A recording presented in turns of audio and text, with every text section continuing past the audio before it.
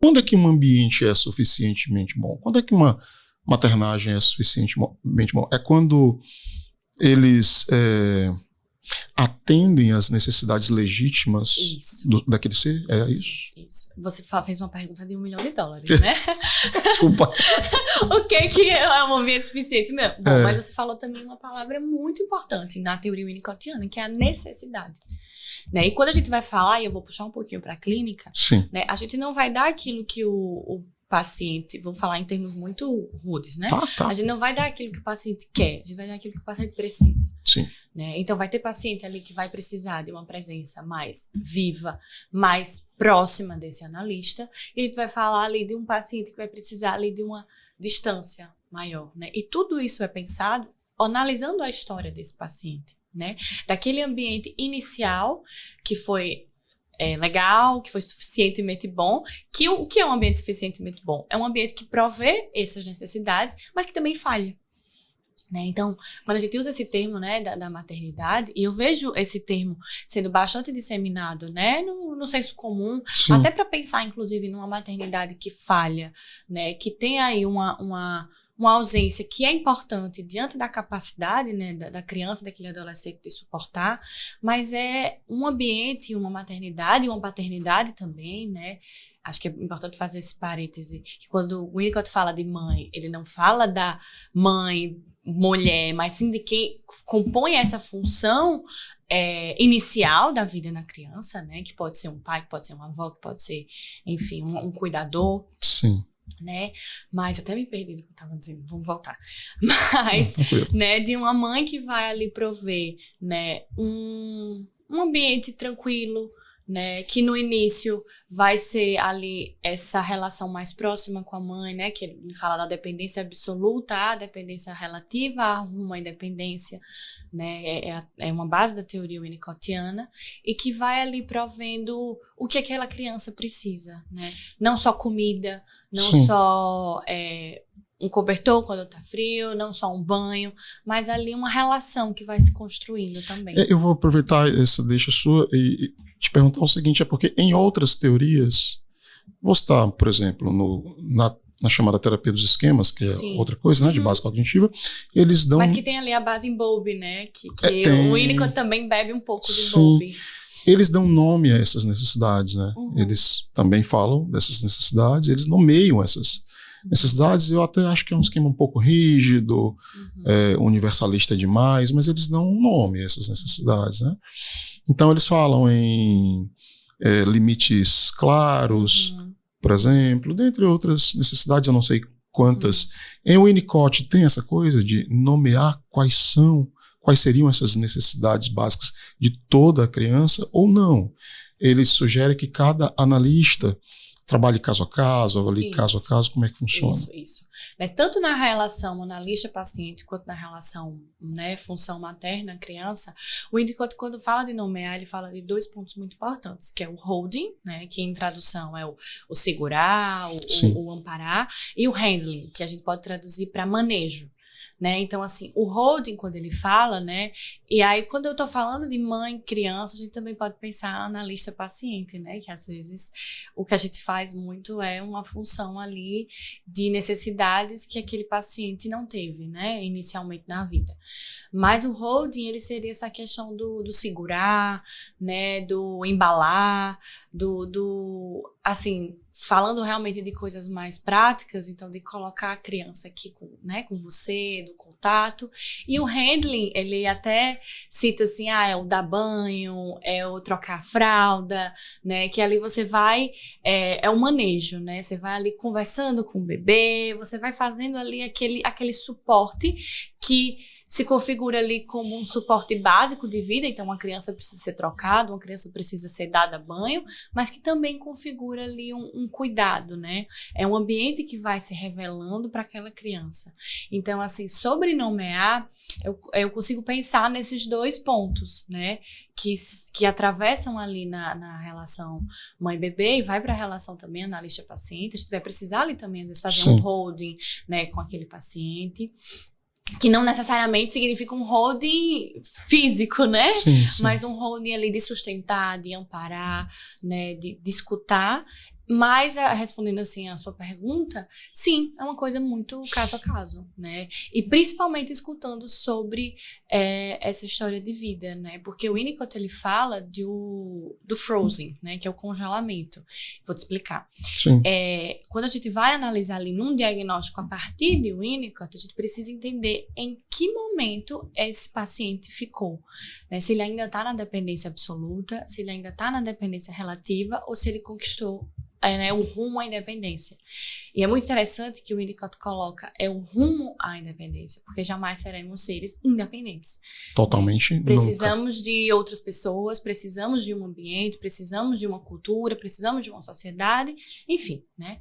Mas aí a gente vai analisar, está muito regredido, está na dependência absoluta, ainda, né? Ainda está muito simbiótico, né? Não sabe quem é o eu, quem é o outro, enfim. Ou já está ali na dependência relativa, né? Entendendo claramente que idade cronológica nada tem a ver com idade psíquica. Sim. Né? Em certa medida. Duda, Não sei se te respondi. Não, claro que sim, claro. Mas eu já quero encaixar uma outra pergunta que eu acho que é meio cabeluda, assim, meio... Mas vamos embora. Porque veja só, a gente tem uma febre de diagnósticos na infância. Vou citar alguns, tomando como referência coisas como DSM e tal. Sim. A gente tem tido muito diagnóstico de TDAH, por exemplo. Uma febre. Assim, as crianças chegam, saem com diagnóstico de TDAH, o que tem implicações muito sérias, né? Porque muitas vezes tem medicação. Bom, enfim. Muitas intervenções, terapias interprofissionais. Então, muito diagnóstico de TDAH, muito diagnóstico de autismo. Autismo é um tema que está na crista da onda, fora outras condições, TOD. Estou dizendo isso porque eu trabalhei em escola e é o que se via, assim, né? E muitas famílias correndo atrás de diagnóstico, inclusive. Algumas até maliciosamente para ter acesso a certos, entre aspas, direitos, benefícios, né, previdenciários inclusive. Como é que, de um ponto de vista winnicottiano, são vistas as questões desses problemas graves de desenvolvimento? Eu transformaria essa pergunta dizendo assim, como é a psicopatologia de um ponto de vista psicanalítico e winnicottiano? Tem chegado na sua clínica, por exemplo, casos de pais desconfiados? Olha, acho que minha criança é autista, acho que a minha criança é isso e tal. Quando chega, como é que você maneja, né? Como você trabalha com isso? O primeiro de tudo a gente precisa, acho que isso é básico e até repetitivo, que é a gente escutar, né? E quando a gente fala de Winnicott, uma coisa que eu gosto muito na psicanálise, mas aí falando mais para Winnicott, é que o Winnicott, ele nunca desconsidera, né, o contexto ambiental inserido. Sim. Né? Então vamos pensar, o Winnicott escreveu, né, no período da Segunda Guerra, né, e que hoje em dia, né, a gente não está vivendo uma situação de guerra, mas a gente também está vivendo outras circunstâncias. O Winnicott era um britânico, né? Britânico, pediatra e psicanalista. Sim. Trabalhou com crianças órfãos. Bem no períodozinho da guerra, da Segunda Guerra. Ele estava... ele trabalhava em campos de refugiados. Sério? Né? 1939 a 1945. Isso, né? A Segunda Guerra. Isso. Ele escreveu pós-guerra, né? Sim, mas ele trabalhou... Na verdade, ele despertou o interesse, né, a partir desse trabalho com crianças. Ele trabalhou em campos de refugiados, o Winnicott? Que incrível, eu não sabia Com crianças que perderam... Ele trabalhava muito com crianças órfãs. Sim. Né? Então, a partir disso, ele começa a desenvolver a questão da privação, né? Então, uma criança que tinha um pai, que tinha uma mãe, agora perde isso, se priva, né? Como é que isso se dá? Como é que essa criança vai... Bowlby também se debruçou bem sobre isso, né? Eles têm um percurso semelhante, comum, assim, né? Sim. Mas o Winnicott trabalhou no período de guerra, né? Tanto, tem escritos deles dos anos 60, né? Sim, mas aí já foi pós. E ele dava muito palestra. Na verdade, os livros dele são uma delícia, porque são transcrições de programas de rádio, né? Sim, não todos, mas alguns, que ele dava para mães, para profissionais, para para a população em geral, Sim, assim, sim. né? Tem outros que é ele se comunicando com cartas, com pessoas que procuravam ele, assim. Então, ele tem esse percurso, né? Isso era muito comum na época, né? Na época era muito comum esse tipo de produção. Você falou, eu fui lembrando do Viktor Frankl. O Viktor Frankl tem alguns livros que são transcrições de programas de rádio. Era programas de rádio do Winnicott, isso. Programas de rádio. Também, né? Ele falava, assim, né, para a população em geral. Sim. Eu não sei exatamente se era uma coisa fixa, assim, não vou saber esses detalhes, mas era assim como, por exemplo, o livro O Bebê e Suas Mães, ele falando assim para as mães sobre maternidade, sobre primeiros anos de vida, sobre amamentação, essas coisas. Só um breve parênteses aqui na nossa conversa. Um grande parênteses. Eu tô pensando aqui, rapaz, como as coisas mudam, que tempos interessantes, né? Uhum. Em que um cara do naipe, do porte de Winnicott, tinha programas na rádio, assim. Para qualquer pessoa ouvir Winnicott, Viktor Frankl, dentre outros, né? E, enfim, hoje a coisa tá muito mudada. Isso. Mas bora voltar, eu estava te perguntando como é essa coisa do diagnóstico, da patologia. Isso. Então, né? assim, né? Uma coisa que eu consigo pensar, eu te falei, né, que o Winnicott trabalhava com, por exemplo, crianças órfãs, né, que estão ali no período de guerra. Né?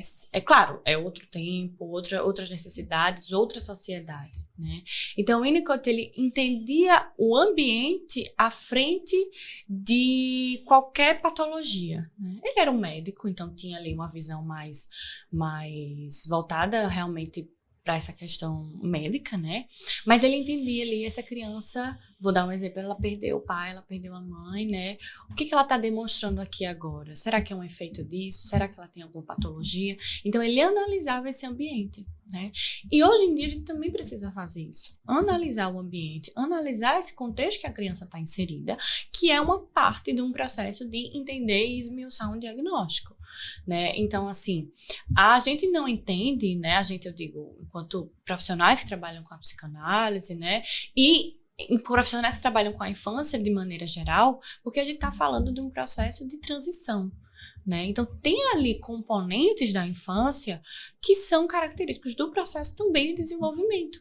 Né? Que a gente precisa ter muito cuidado e um olhar aguçado de será que isso é patológico ou será que isso também é um sinal de saúde, né? Então, o Winnicott falava muito sobre isso, assim. Então, uma criança que vai chorar diante de uma situação, uma criança que vai demonstrar algum tipo de comportamento, isso também pode ser um sinal de saúde.